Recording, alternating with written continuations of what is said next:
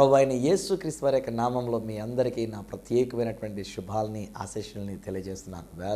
పోయిన వారం నేను ప్రకటన చేసినటువంటి ప్రకారంగా చాలామంది ప్రజలు అయ్యా ఎప్పుడు ఎగ్జామ్స్ కొరకు ఇప్పుడు అని చెప్పేసి అని ఫోన్లు చేస్తూ ఉన్నారు. బహుశా ఈ రోజును కూడా మీరు ఈరోజు ఎగ్జామ్స్ స్పెషల్ అనేటువంటి ఒక ఉద్దేశంతో ఎంత ఆలస్యమైనప్పటికీ ఓపికతో మీరు కనిపెట్టుకొని దేవుని ఆశీర్వాదము కొరకు మీరు ఎదురు చూస్తున్నారు. స్నేహితులారా, దేవుడు మిమ్మల్ని నిరుత్సాహపరచడు, దేవుడు మిమ్మల్ని ఏమాత్రం తృణీకరించడు. దేవుడు మంచి దేవుడు, ఆయన అందరినీ ప్రేమిస్తున్నటువంటి దేవుడు. చిన్న బిడ్డలు మీరు పరీక్షలు రాస్తున్నారు, ప్రభు మిమ్మల్ని ప్రేమిస్తున్నాడు, మిమ్మల్ని ఆశీర్వదిస్తూ ఉన్నాడు. అలానే కొంతమంది టీనేజ్లో ఉన్నటువంటి బిడ్డలు బహుశా మీరు డిగ్రీల కొరకు లేక ఇంటర్మీడియట్ కొరకు లేక 10th క్లాస్ పరీక్షల కొరకు మీరు సిద్ధపడుతూ ఉన్నారు. నిశ్చయంగా ఈ దినాన్ని దేవుని వాక్యాన్ని బట్టి చెప్తున్నాను. నా గొప్పతనం ఏమి కాదు, నేను ఒక సామాన్యమైనటువంటి దైవజనుడు. కాబట్టి ఒకటి ఖచ్చితంగా నేను చెప్పగలిగిన మాట ఏంటంటే, అనేక మంది దైవజనులతో నేను నిలబడ్డాను. గొప్ప దైవజనులైనటువంటి దినకర్ గారు, పాల్ గారు, అనిల్ కుమార్ గారు, ఇలాగున అంతర్జాతీయ జాతీయ గొప్ప గొప్ప దైవజనులతో నిలబడి ఆ అభిషేకాన్ని పొందుకున్న నేను ఈరోజు మీ కొరకు నేను ప్రార్థన చేయబోతున్నాను.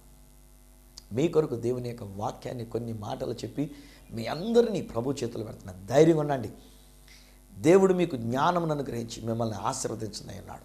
బైబిల్ గ్రంథంలో ఈ సత్య సువార్త కార్యక్రమముగా ఒక మాట నేను మీ కొరకు చదవాలని ఆశపడుతూ ఉన్నాను.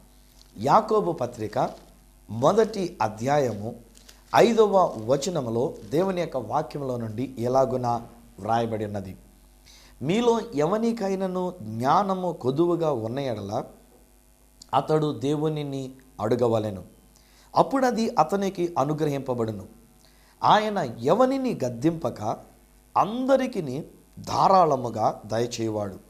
అయితే అతడు ఏమాత్రమును సందేహింపక విశ్వాసముతో అడగవలెను.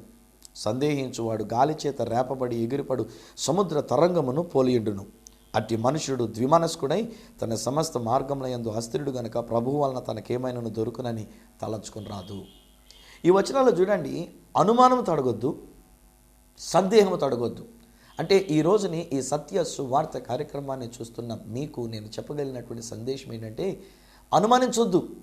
పరీక్షలు రాసేటప్పుడు పరీక్ష రిజల్ట్స్ ఎలా ఉంటుందో, నేను బాగా వ్రాయగలనో లేదో, లేక నాకు ఈ విషయాలు జ్ఞాపకం ఉంటాయో లేదో, నాకు తెలిసిన ప్రశ్నలు వస్తాయో లేకపోతే మరి ఏ ఇతరమైనటువంటి ప్రశ్నలు వస్తాయో అనుమానం వద్దు, సందేహం వద్దు. మనం ఇప్పుడు చేస్తున్నటువంటి పని ఏంటంటే, ఈ దినం నేను మీరు ఏకీభవించి మనం దేవునిని అడగబోతూ ఉన్నాం. దేవుడు ఆయన అంటాడు కదా, అడగక మునిపే ఇచ్చేటువంటి దేవుడు. ఇది మన యొక్క దేవుడు. వారు వేడుకొనక మునిపే ఆయన మనకు అనుగ్రహించేటువంటి దేవుడు. పైపెచ్చు దేవుడే తన యొక్క వాక్యంలో ప్రభు అయిన యేసుక్రీస్తు వారు సెలవిస్తూ ఏమన్నారంటే, అడగండి, మీకు ఏది ఇష్టమో అడగండి, అది నేను మీకు అనుగ్రహిస్తాను, అడుగుడి మీకు ఇయ్యబడును అని ప్రభు సెలవిచ్చినాడు. ఇది నాన్ని మనం ఏమి అడగబోతున్నామనంటే, పరీక్ష సమయం దగ్గరికి వచ్చింది, పరీక్షల దినాలు దగ్గరికి వచ్చినవి. సో న్యాచురల్లీ తల్లిదండ్రులమైనటువంటి మనం మన యొక్క బిడ్డలైనటువంటి వారు పరీక్షల్లో విజయాన్ని పొందుకోవాలని మనం అడుగుతున్నాం దేవుణ్ణి. బిడ్డలైనటువంటి వారు కూడా ప్రయాసపడి సంవత్సరం పొడుగునా వారు చదువుకొని ఉన్నారు. ఇప్పుడు ఫైనల్ ఎగ్జామ్స్ దగ్గర అవుతుంటుండగా వారు టెన్షన్ పడుతూ దేవుణ్ణి అడగడానికి వారు సిద్ధమై ఉన్నారు. ఈ దినాన్ని యేసు క్రీస్తు ప్రభువుని మనం అడుగుతున్నప్పుడు దేవుని యొక్క వాక్యం ఏమనంటుందంటే, ఏం అడగవలసినటువంటిది అన్నదంటే, జ్ఞానము కొదువుగా ఉన్న యెడల అతడు దేవునిని అడగవలెను, అప్పుడు అది అతనికి అనుగ్రహించబడును. ఆయన ఎవనిని గద్దింపక అందరికీ ధారాళముగా దయచేయువాడు. స్నేహితులరా, చాలా కాలం మన వాళ్ళు ఏమనుకుంటూ వచ్చారంటే, క్రైస్తవులు అయితేనే అడిగితే దేవుడు వాళ్ళకి ఇస్తాడని చెప్పేసి. ఈరోజు నేను చెప్తున్నానండి, క్రైస్తవ బిడ్డలే కానివ్వండి, క్రైస్తవేత్తలే కానివ్వండి, నా ప్రకటించే సువార్త యొక్క సారాంశంలో నేను అంటాను, నమ్ము ప్రతి వానికి, యూదుడు కానీ గ్రీసు దేశస్థుడు కానీ రక్షణ కలుగచేయటకు అది దేవుని శక్తి అయి ఉన్నది అని వాక్యంలో ఉంది. సో ఈరోజు నీ అడుగు ప్రతి వానికి, వాడు యూదుడు కానీ గ్రీసు దేశస్థుడు కానీ, అనగా క్రైస్తవ బిడ్డలు కానివ్వండి, క్రైస్తవేత్తలైనటువంటి వారు కానివ్వండి, ఈ దినాన్ని మీరు ఎందుకు ఎలాగున్న ఈ టీవీ ఛానల్ దగ్గర ఉండి మీరు యొక్క కార్యక్రమాన్ని వీక్షిస్తున్నారు? ఈ జ్ఞానమును గురించినటువంటి విషయాల కొరకు, పరీక్షల కొరకు మీరు ఏకీభవించి నాతో కలిసి మీరు ఇక్కడ కనిపెడుతున్నారు. కారణం ఏమిటంటే, ఎంతో కొంత ఆ మాత్రం మీలో విశ్వాసం ఉండినది కనుక, యేసుక్రీస్తు ప్రభు మాకు విజయాన్ని ఇస్తాడని నమ్మిక ఉండినది కనుక.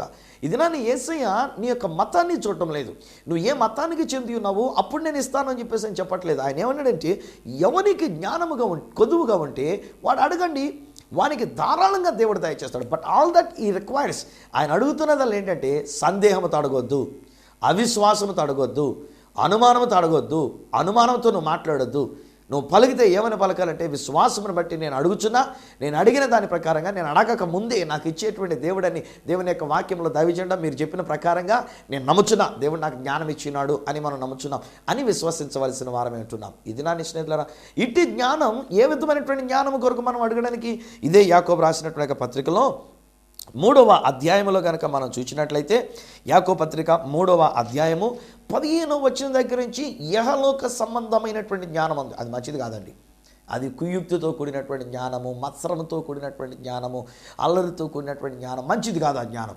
కానీ 17వ వచనం ఏమంటే, పైనుండి వచ్చు జ్ఞానము అది పవిత్రమైనటువంటిది, సమాధానకరమైనటువంటిది, మృదువైనటువంటిది, సులభముగా లోబడినటువంటిది, కనికరముతోనూ మంచి ఫలములతోనూ నిండుకొనినటువంటిది, పక్షపాతమైనను వేషధారణైనను లేనిదినై ఉన్నది. ఇది పైనుండి వచ్చేటువంటి జ్ఞానం.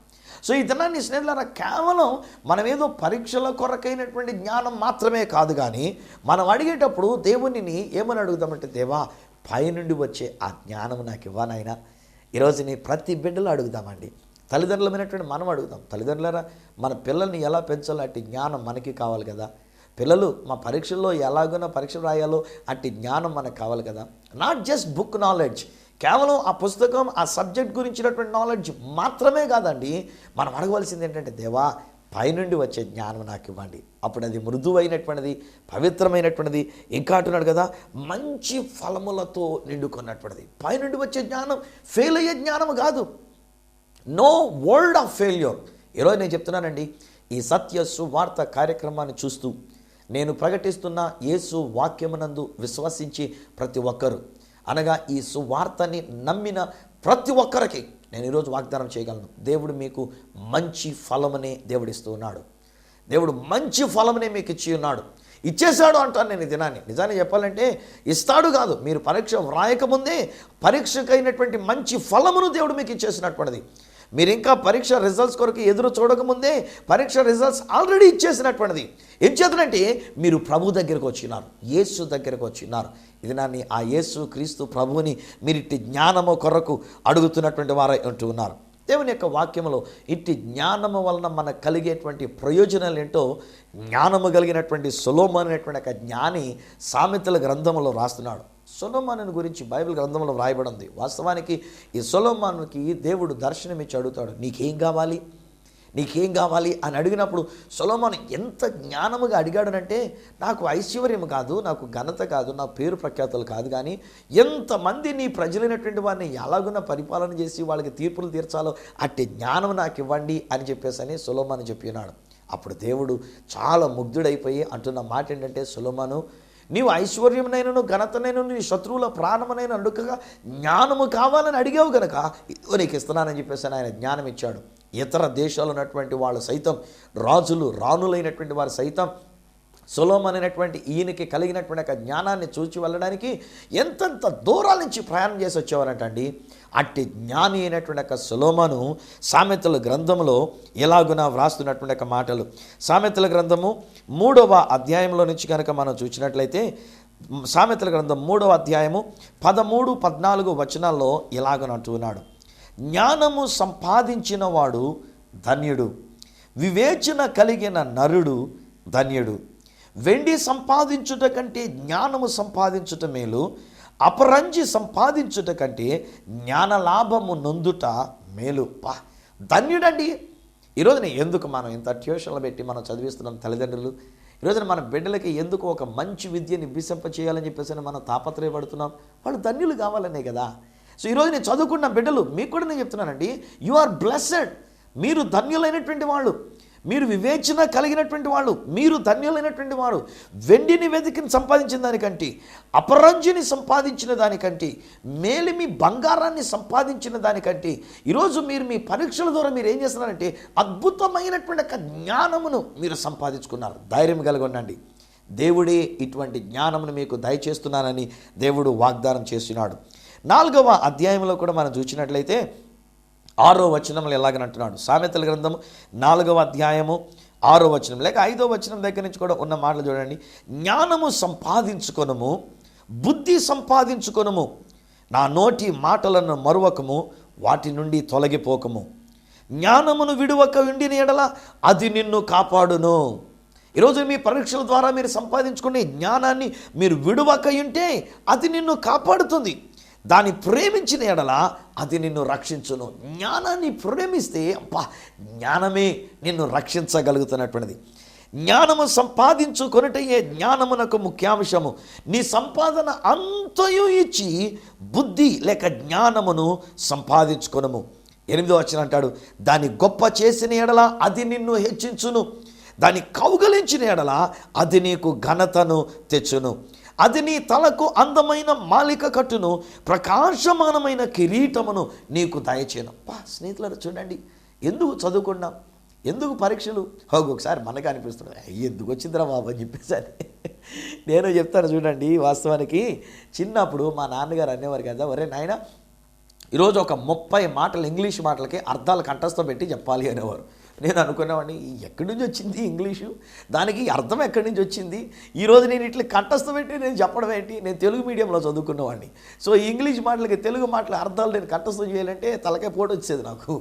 ఎందుకు వచ్చిందిరా బాబు ఇవన్నీ? నేను మా నాన్నగారు ఎలాగా నన్ను మరీ రాజీ రంపాన్ని పెట్టేస్తున్నారు ఇలా అర్థాలు. కానీ ఈరోజు నేను చెప్తానండి, ఆ రోజు నీ నాన్నగారు నేర్పించినటువంటి ఒక విధానాన్ని అభ్యసించాము కనుక అప్పుడు కష్టమైనా, అప్పుడు కన్నీరు వచ్చినా, ఈరోజుని అనువాదం చేసేటప్పుడు దేవుని పరిశుద్ధాత్మ యొక్క వరం మొదటిదైతే ఆ రోజుల్లోనే దేవుడు పునాది వేసినటువంటి ఒక పునాదిని బట్టి ఈరోజుని తర్జుమా చేస్తున్నప్పుడు స్వచ్ఛమైనటువంటి ఒక తెలుగు భాషా విధానాన్ని వాడుతున్నట్టే ఎంతమంది అభినందిస్తూ దేవుని మహిమపరుస్తున్నారో ఈ యొక్క తర్జుమాలు చూస్తున్నప్పుడు కదా. స్నేహితులారా, దేవుడు నన్ను ఆశీర్వదించాడు. ఒక మంచి కిరీటాన్ని దేవుడు నాకు అనుగ్రహించినాడు, ఒక ఘనతను దేవుడు నాకు అనుగ్రహించినాడు. హెచ్చింపబడుట ఈ రోజుని మన ఆంధ్ర రాష్ట్రం అంతటిలో కూడా తెలుగులో తర్జుమా వినబడుతుంటే వెంటనే వాళ్ళ మనసులోకి వచ్చేటువంటి పేరేంటంటే సువార్తరాజు గారా. సువార్తరాజు గారు తర్జుమా చేస్తే అబ్బో చాలా బాగా అర్థమవుతుంది. వాయిస్ సువార్తరాజు గారితే మనిషి కనబడకపోయినా మాకు తెలుసు ఈ యొక్క వాయిస్ సువార్తరాజు గారితే అని చెప్పేసి ఎంతగా హెచ్చింపబడ్డానికి. నిజానికి నేను ఏ పాటి వాడినండి, ఏదో ఒక మామూలుగా పశ్చిమ గోదావరి జిల్లా ఆకివీడులో పెరిగినటువంటి వాడిని. తెలుగు మీడియంగా దుంపగడప అనేటువంటి ఒక చిన్న పల్లెలో ఒక పశువుల పాకలంటే ఆ పాకల్లో అప్పుడు రోజుల్లో కాలేజీ పాకలుగా ఉంటే అక్కడ నేను ఇంటర్మీడియట్ మొదటి సంవత్సరం చదువుకున్నాను. నేను ఈరోజుని ఎంతగా ప్రపంచమంతట్లో ఉన్నటువంటి తెలుగు వాళ్ళందరికీ పరిచయమైన ఎంత స్థితిలో హెచ్చింపబడ్డానికి నా జ్ఞానం కాదండి. ఈరోజు నేను అంటాను కదా, దేవుడు అనుగ్రహించిన పైనుండి వచ్చినటువంటి ఒక జ్ఞానం ఈరోజు నన్ను హెచ్చించింది. ఇక్కడ ఈ వాక్యంలో అంటాడు 8వ వచనంలో, దాన్ని కౌగలించుకున్నట్లయితే అది నీకు ఘనత తెస్తుంది. కౌగలించుకున్నప్పుడు జ్ఞానము కూడా మనల్ని కౌగలించుకుంటుంది. మనం ఆ జ్ఞానాన్ని కౌగలించుకుంటే, జ్ఞానం మనల్ని కౌగలించుకుంటే, జ్ఞానం తన 2 చేతులతో మనల్ని పట్టి కౌగలించుకున్నప్పుడు ఇక్కడ ఒక్కసారి చూద్దాం చూడండి. 3వ అధ్యాయము 16వ వచనములో ఎలాగనంటున్నాడు, దాని కుడి చేతులు అనగా జ్ఞానము యొక్క కుడి చేతిలో దీర్ఘాయువును, దాని ఎడమ చేతిలో ధన ఘనతలను ఉన్నవి. ఎంత అద్భుతం స్నేహితులారా. జ్ఞానమును కౌగలించుకుంటే జ్ఞానము తిరిగి మనల్ని కౌగలించుకున్నప్పుడు జ్ఞానము యొక్క కుడి చెయ్యి ఉంది, జ్ఞానము యొక్క ఎడమ చెయ్యి ఉంది.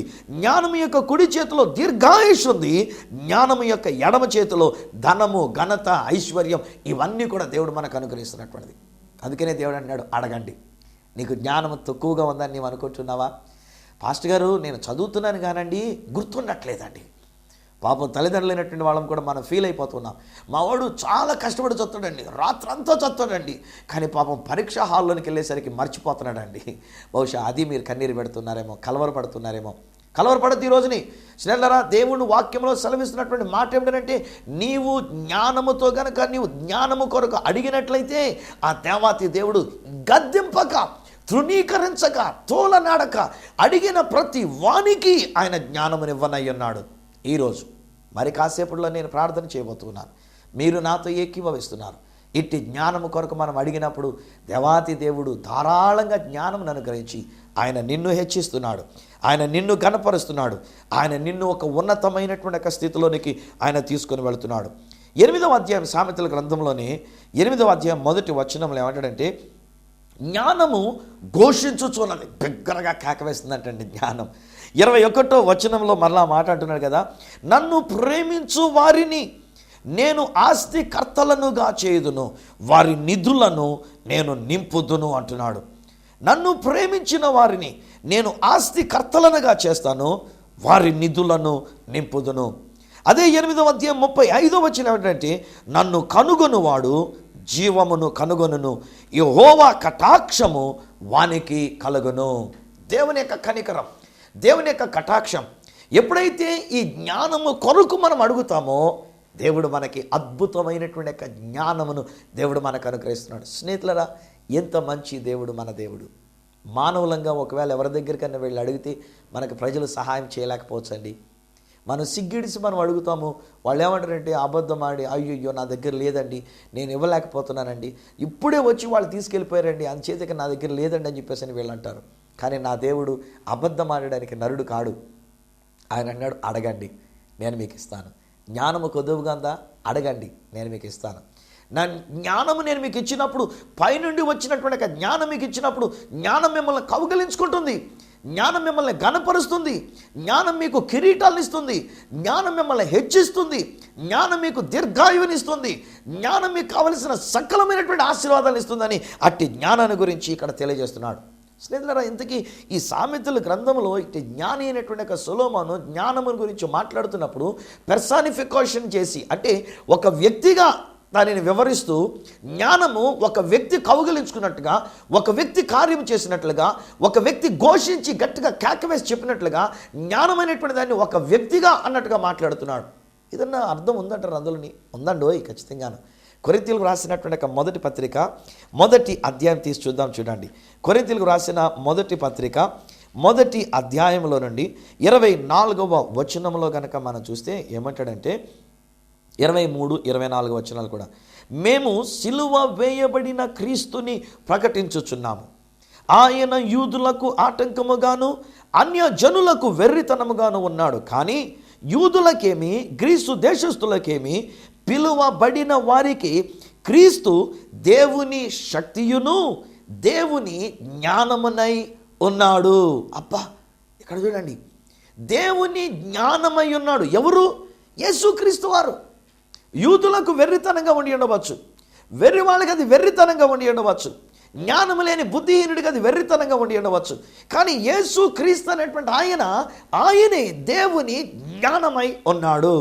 ఇదే అధ్యాయంలో చివరి వచనములుగా 1 కొరింథీ 1వ అధ్యాయం 31వ వచనం ఏంటంటే, అతిశయించువాడు ప్రభువునందే అతిశయింపవలెను అని వ్రాయబడినది నెరవేరునట్లుగా దేవుని మూలముగా ఆయన మనకు జ్ఞానమును నీతియు పరిశుద్ధతయు విమోచనమును ఆయను. అతిశయించేవాడు ప్రభువునందే అతిశయించున్నట్లుగా ఆయన అనగా యేసుక్రీస్తు వారు మనకు జ్ఞానము, నీతి, పరిశుద్ధత, విమోచన. జ్ఞానము ఈ యేసుక్రీస్తు వారే. నా ప్రియ స్నేహితులారా, ఈరోజు నీ అట్టి జ్ఞానం నిన్ను చేతులు చాపి పిలుస్తుంది. నీకు జ్ఞానము కావాలా? జ్ఞానము కొదువుగా ఉండి అన్నదా? అలాగైతే నన్ను అడుగు, నన్ను నేనే నీకు ఇచ్చేసుకుంటాను అంటున్నాడు ఆయన. ధారాళంగా ఇచ్చేసుకుంటాను అంటున్నాడు ఆయన. 2000 సంవత్సరాల క్రితం ప్రభు అయిన యేసుక్రీస్తు వారు ఆయన మన కొరకు ఈ లోకంలోనికి వచ్చినాడు. మనుషులందరి కొరకు ఈ లోకంలోనికి వచ్చినాడు. మన కొరకు సిలువలో తన ప్రాణాన్ని ఆయన పెట్టి ఉన్నాడు. ఆయన మన కొరకు చనిపోయి తిరిగి లేచినాడు. ఈరోజు నీ జ్ఞానముగా ఆయన నీలోనికి రావడానికి ఇష్టపడుతున్నాడు. ఎప్పుడైతే యేసుక్రీస్తు ప్రభుని మన హృదయంలో చేర్చుకుంటామో ప్రియులారా, నీ జీవితమే మారిపోద్ది, నీ భవిష్యత్తే మారిపోద్ది. పరీక్షలో నీకు విజయం, మంచి ఫలము నీవు సంపాదించుకుంటున్నావు, మంచి పేరు నీవు సంపాదించుకోగలవు, ఉన్నతమైనటువంటి స్థితిలోనికి నువ్వు వెళ్ళగలవు. ప్రభు చేత నీవు ఆశీర్వదించబడుతున్నావు. ఒక మాట నా జీవితాన్ని గురించి చెప్పి నేను మీ కొరకు ప్రార్థన చేస్తాను. నాన్నగారి గురించి ఇందాక చెప్పాను. నాన్నగారు కుటుంబంలో నేను 2వ కుమారుడిగా నేను జన్మించున్నాను. నా అన్నయ్య మంచి జ్ఞానం కలిగినటువంటి వాడు. నా తమ్ముడు, నా చెల్లి కూడా చాలా జ్ఞానం కలిగినటువంటి వాళ్ళు. ఫస్ట్ క్లాస్ డిస్టింక్షన్స్లో వాళ్ళు పాస్ అవుతుండేవారు. కానీ నా జీవితంలో అతి తక్కువ మార్కులతో నేను ఉండేవాడిని. 35, 40 ఆ మాత్రం మార్కులు మాత్రమే. అంత జ్ఞానం కలిగిన వాడిని కాను. ఏమాత్రం జ్ఞానం లేదు. లెక్కలు నాకు సరిగ్గా రావు. చివరికి సోషల్ పరీక్ష కూడా నాకు భయం వేసేది, ఏడుపు వచ్చేది. 10th క్లాస్లో నేను సోషల్ సబ్జెక్ట్ రాస్తున్నప్పుడు కన్నీరు పెట్టా, ఏడ్చాను ఆ రోజుని నేను పరీక్ష హాలులో ఉండి. హిందీ అస్సలు వచ్చినటువంటిది కాదు నాకేమాత్రం కూడా. చాలామంది చేసినట్టుగా నేనేం చేసినట్టే హిందీని తెలుగు మాటలే హిందీ లిపిలో రాసేసి పెట్టేశాను లీవ్ లెటర్ అంటే. చాలా తక్కువ మార్కులతో పాస్ అయిపోవడానికి వీలైంది కనుక ఐ థింక్ 20 మార్కులు తిరుగుతుండో పాస్ అయిపోయినటువంటిది ఆ రోజు నా జీవితంలోని. ఏమాత్రం తెలివి లేనటువంటి వాడిని. మార్కులు 10th క్లాస్లో ఐ థింక్ నాకు వచ్చినటువంటివి 220 అనుకుంటాను, మొత్తం నాకు వచ్చినటువంటి మార్కులు, టోటల్ మార్కులు. ఇట్లాగా మొత్తానికి దేవుని కృప నా జీవితం మీద ఉండి 10th క్లాస్లో నేను పాస్ అయినటువంటిది. కానీ స్నేహితులారా, 1976వ సంవత్సరం మే నెల 16వ తారీఖున దేవుని యొక్క వాక్యపు వెలుగు నా జీవితం మీద ప్రకాశించింది. యేసు క్రీస్తు ప్రభు ఆయన నాలోనికి వచ్చినారు. నా గొప్పతనం కాదు, నేను పవిత్రుడనని కాదు, నేను చీకటిగా ఉండినాను. దేవుడు తన ప్రేమ చేత నన్ను రక్షించడానికి ఆయన నాలోనికి వచ్చి నా చీకటిని తీసివేసి నా జీవితాన్ని వెలిగించి ఆయన నాలోనికి వచ్చినాడు. ఎప్పుడైతే యేసు అనే జ్ఞానం నాలోనికి వచ్చినాడో ఆ తర్వాత నేను అఫ్కోర్స్ అప్పటికి నేను చదివింది ఇంటర్మీడియట్ ఫస్ట్ ఇయర్ తెలుగు మీడియంలో మాత్రమే. కానీ తర్వాత నేను బైబిల్ కాలేజీకి వెళ్ళాను. బైబిల్ కాలేజీలో GTH అనే డిగ్రీ 4 సంవత్సరాలు చదివాను. మోర్ దెన్ 60% మార్క్స్, 60% కంటే ఎక్కువ మార్కులు. BTH అనే డిగ్రీ చేశాను, అందులో కూడా 60% కాలేజ్ మార్కులు వచ్చినటువంటిది. శ్రీరాంపూర్ యూనివర్సిటీకి రాసినప్పుడు ఒక సబ్జెక్ట్ ఆఫ్ కోర్స్ ఫెయిల్ అయ్యాను. 8 సబ్జెక్ట్స్ యూనివర్సిటీకి రాస్తే ఒక సబ్జెక్ట్ ఫెయిల్ అయినటువంటిది. కానీ అది ఫెయిల్యూర్ కాదు నాకు.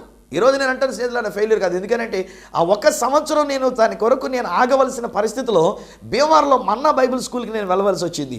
అక్కడ నేను ఉపాధ్యాయుడిగా నేను పనిచేసినప్పుడే తర్జుమా చేసేటువంటి వానిగా నేను పరిచయం చేయబడడం జరిగింది 1981లో. అక్కడి నుంచి నేను ఒక సంవత్సరంలో మళ్ళీ నేను పరీక్ష రాసి దానిలో ఉత్తీర్ణుడయ్యాను. 60% పైగా ఫస్ట్ క్లాస్లో నేను పాస్ అయినటువంటిది BTH అయినటువంటి డిగ్రీ. ఆ తర్వాత బ్యాచులర్ ఆఫ్ డివినిటీ అని మరొక డిగ్రీ చేశాను, అది కంప్లీట్ చేయగలిగాను. డాక్టర్ ఆఫ్ మినిస్ట్రీ థీసిస్ రాశాను, దానిలో మళ్ళీ చక్కని ఉత్తీర్ణుడు అయ్యాను. సింగపూర్ వెళ్ళి 1992లో నేను సింగపూర్ వెళ్ళి హగ్గా ఇన్స్టిట్యూట్లో నేను చదువుకొని ఉన్నాను. అక్కడ మంచి మార్కులతో నేను పాస్ అయి ఉన్నాను. నా జీవితమే మారిపోయింది. కారణం నా జ్ఞానం కాదండి, నేను మామూలు వ్యక్తిని, ఆకివీ నుంచి వచ్చినటువంటి వాడిని, దుంపగడప అనేటువంటి ఒక చిన్న పల్లెటూరులో నేను చదువుకున్నటువంటి వాడిని, ఇంటర్మీడియట్ మొదటి సంవత్సరం మాత్రమే చదివినటువంటి వాడిని, తెలుగు మీడియంలో మాత్రమే ఉన్నటువంటి వాడిని, అత్యవసర మార్కులతో నిండినటువంటి వాడిని. కానీ ఎప్పుడైతే యేసయ్య అనే జ్ఞానం నాలోనికి వచ్చినాడో జీవితమే మారిపోయింది. ఈ రోజున చూడండి, అందరూ నన్ను ఎంతో అభినందిస్తుంటారు. అయ్యా, మీరు అంత పెద్ద పెద్ద దొరలకు మీరు తర్జుమా చేసినప్పుడు ఏమి వివరిస్తారండి, మీరు తర్జుమా చేస్తే మాకు అర్థమవుతుంది, మీరు ట్రాన్స్లేషన్ కాదండి ఇంటర్ప్రిటేషన్ వాళ్ళ హృదయంలో తీసుకొని మరి చెప్తూ ఉంటారండి. ఎలా అర్థమవుతున్నాయండి మీకు ఆ మాటలు? ఇలాగ మాట్లాడుతుంటే నేను అంతా దేవునికే మాయం చేస్తాను. దేవా, ఇది నాది కాదు, ఇది నీవిచ్చిన జ్ఞానం, పైనుండి వచ్చినటువంటి జ్ఞానం. ఈరోజు నేను స్నేహితులారా, ఇట్టి జ్ఞానం నీ కొరకు అందుబాటులో ఉంది. పైనుండి వచ్చిన జ్ఞానమైన యేసు నీ కొరకు అందుబాటులో ఉండినాడు. నీ కొరకే నేను ప్రార్థన చేస్తున్నాను, ఏకీభవించండి. తల్లిదండ్రులకు నేను చెప్తున్న మాట ఏంటంటే, మీ పిల్లల దగ్గర ఉంటే వారి మీద చేతులు వచ్చండి. నేను ప్రార్థన చేస్తున్నప్పుడు దేవుని అభిషేకం వారి మీదకి దిగి వస్తుంది, ఆత్మశక్తి వారి మీదకి దిగి వస్తుంది కనుక, దేవుని జ్ఞానంతో వారు నింపబడుతున్నారు కనుక తల్లిదండ్రులు అయినటువంటి వారు ఆ బిడ్డల మీద చేతులు ఉంచండి, లేదా కనీసం చేయి పట్టుకోండి, లేదంటే వారి భుజాల మీద చేయి వేసుకోండి. కుటుంబంగా మనమందరం కలిసి మనం ప్రార్థన చేయాలి. సువార్త రాజు యొక్క గొప్పతనం కాదు, మీరు ప్రార్థన చేసుకున్న దానికే దేవుని యొక్క జ్ఞానం మీ దగ్గరికి వస్తుంది. అడగండి అని చెప్పాడు. ఎవడైనా సరే జ్ఞానం కొదుగుంటే అడిగినట్లయితే వానికి అట్టి జ్ఞానాన్ని ధారాళంగా దయచేస్తానని ప్రభు చెప్పారు కనుక, ఇప్పుడే మన మధ్యలో ప్రభు ఉన్నారు, ఈ గృహంలో ప్రభు ఉన్నారు, ఈ గదిలో ప్రభు ఉన్నారు. ఆ ప్రభు తన పరిశుద్ధాత్మ ద్వారా ఇట్టి జ్ఞానాన్ని, నాకు ఇచ్చినటువంటి జ్ఞానం, నన్ను ఎంతగా ఘనపరిచినటువంటి జ్ఞానం ఈ రోజున ప్రభు మీకు ఇవ్వబోతున్నాడు. మిమ్మల్ని కూడా ఆయన ఘనపరుస్తున్నాడు. కళ్ళు మూసుకునండి. మీ కొరకు నేను ప్రార్థన చేస్తూ దేవుని చేతుల్లో పెడుతున్నాను. తండ్రి, ఈ బిడ్డల కొరకు నేను ప్రార్థన చేస్తున్నాను. హల్లెలూయా, హల్లెలూయా, స్తోత్రం డాడీ. నానిదిగో బిడ్డలు ఆయన పరీక్షల గురించి ఎంత కలవరపడుతున్నాను ఆయన. ఒక్కొక్క సబ్జెక్ట్ వారి కష్టమైనది చేత ఎంత కలవరపడుతున్నటువంటిది. నజరుడైన యేసు నామంలో పరీక్షల గురించినటువంటి భయము విడిచి పొమ్మని ఆజ్ఞాపిస్తున్నాను. నజరుడైన యేసు నామంలో పరీక్షలో వారికి కలిగేటువంటి బలహీనత విడిచి పొమ్మని ఆజ్ఞాపిస్తున్నాను. అనారోగ్యం విడిచి పొమ్మని ఆజ్ఞాపిస్తున్నాను. తల్లిదండ్రుల యొక్క మాటల వల్ల వారు డిస్టర్బ్ కాకుండా, నాన్న తల్లిదండ్రుల యొక్క మాటలు వారికి దీవెనకరమైన మాటలు ఉండను గాక, వారి గురువుల యొక్క మాటలు దీవెనకరంగా ఉండను గాక, నాన్న వారు కూడా ఆలోచనలు దీవెనకరమైన ఆలోచనలు ఉండను గాక.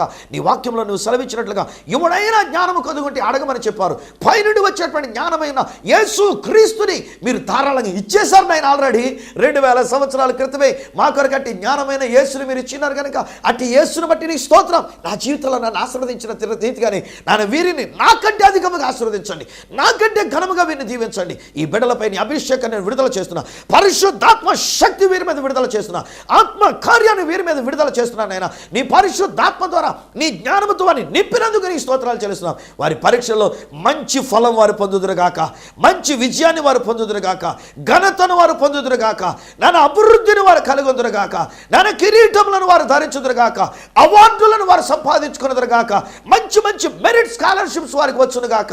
యేసు నామములో నేను ప్రకటిస్తున్నా. ప్రభా, నువ్వు ఆ కార్యాన్ని జరిగించినందుకు నీ స్తోత్రాలు, వీరిని దీవించినందుకు నీ స్తోత్రాలు. ఇక మీదట ఎగ్జామ్స్ గురించి వారు ఏమాత్రం కలవరపడకూడదు. నాయన నీ జ్ఞానము కలిగినటువంటి వారై పైనుండి వచ్చిన జ్ఞానము కలిగినటువంటి వారై నీ కొరకు వారు జీవించినట్లుగా, నీ కొరకు వారు విజయాన్ని పొందినట్లుగా, నీ మంచి ఫలమును వారు పొందినట్లుగా వీరిని ఆశీర్వదిస్తూ, వారి తల్లిదండ్రులను దీవిస్తూ, బిడ్డలను దీవిస్తూ యేసు నామమున ప్రార్థిస్తున్నాను తండ్రి. ఆమేన్. తండ్రి, కుమార, పరిశుద్ధాత్మలను త్రియేక దేవుని దీవెన ఆశీర్వాదం మీకు, మీ కుటుంబములకు, బిడ్డలకును, మరి ముఖ్యంగా పరీక్ష రాసే బిడ్డలు మంచి ఫలమును, విజయాన్ని పొందినట్లు సదా తోడేయండి, మిమ్మల్ని ఆశీర్వదించి నడిపించును గాక. ఆమేన్, ఆమేన్. వెల్ స్నేహితులారా, ఈరోజు నేను మీతో చెప్పేటువంటి మాట ఏంటంటే, ఒకవేళ మీ కొరకు మేము నిరంతరం ప్రార్థన చేయాలని కోరుకున్నట్లయితే మీరు ఒక చిన్న కార్యం చేయాలి. అదేంటి తెలుసా అండి? మీ హాల్ టికెట్ జిరాక్స్ కాపీ చేసి మాకు పంపించండి. మీ చిరునామాతో మాకు పంపించండి. ఒట్టినే మీరు పంపించేయద్దు. మీ చిరునామా వ్రాసి దయచేసి కవర్లో పెట్టి రాసి పంపించండి. మీ పిల్లల యొక్క పేర్లు రాసి పంపించండి. వాళ్ళు ఏ పరీక్షలు రాస్తున్నారో రాసి పంపించండి. లేక వాళ్ళ హాల్ టికెట్ని జిరాక్స్ తీయించి ఆ యొక్క కాపీ మాకు పంపించండి. నేను, నా భార్య, నా సంఘ బిడ్డలైనటువంటి వారు మరి జీవనది ప్రవచన కేంద్రమైనటువంటి ప్రవచన కేంద్రంలో నుండి ఆశీర్వాదాన్ని మేము ప్రార్థిస్తుంటాం. ఆ దినాల్లో ఉపవాసం ఉండి బిడ్డలు కొందరు మేము ప్రార్థన చేస్తుంటాం. ఉపవాసం ఉండి కన్నీటితో వారి మీద మేము దీవెన మాట ప్రకటిస్తూ ఉంటాం. కనుక ప్రతి ఒక్కరిని నేను మనం చేస్తున్నాం. మీరు మీ బిడ్డల యొక్క పరీక్ష విషయాల గురించి మీరు మా ఉత్తరం ద్వారా మీరు రాసి తెలియచేసినట్లయితే వారి మీద ఆశీర్వాదాన్ని ప్రకటిస్తారు. ఖచ్చితంగా మీరు జ్ఞానం కలిగినటువంటి కలవరపడదిక మీరు జ్ఞానం కలిగి మంచి ఫలం అనే విజయాన్ని మీరు పొందుకుంటారు. I wish you all the best for your examinations. మీరు మాకు రాయవలసినటువంటి మా చిరునామా చాలా వివరం, వెరీ సింపుల్. ఈ సత్య సువార్త, సామర్లకోట 533440, తూర్పుగోదావరి జిల్లా, ఆంధ్రప్రదేశ్. అడ్రస్ మరొకసారి చెప్తున్నా మీ కొరకు. ఈ సత్య సువార్త, Samarlakot 53340, east Godavari district, Andhra Pradesh. Phone number ఇస్తున్నాను, కానీ ఫోన్ నెంబర్లో నన్ను రాసుకోమని చెప్పకండి. ఎందుకంటే నేను ఏదో బిజీగా కార్యక్రమాలు ఉంటాను. ఫోన్లో ప్రేయర్ చేయొచ్చు, కానీ దయచేసి మీరు లెటర్ ద్వారానే పంపించాలి. సో నా ఫోన్ నెంబర్స్ 9848110907, అలాగే మరొక నెంబర్ 9440409992. అప్పటికి ఒకవేళ ఈమెయిల్లో కూడా మీరు పంపించాలనుకున్నట్లయితే మీరు ఈమెయిల్ కూడా నాకు చేయొచ్చు. ఈ దినాల్లో ఖచ్చితంగా నేను వాటిని తీసి చూస్తాను. మీ కొరకు నేను ప్రేయర్ చేస్తూ ఉంటాను. కనుక ఈమెయిల్ ఐడి isathyasuvartha@gmail.com, isathyasuvartha@gmail.com. మళ్ళీ వచ్చే వారం మరి యొక్క అమూల్యమైనటువంటి ఈ సత్య సువార్తను మీకు అందించేటంత వరకు, మిమ్మల్ని కలుసుకునేటంత వరకు మీ అందరి దగ్గర సెలవు తీసుకుంటున్నా. మీ అభిమాన దైవజనుడు రెవరెండ్ డాక్టర్ సువార్తరాజు.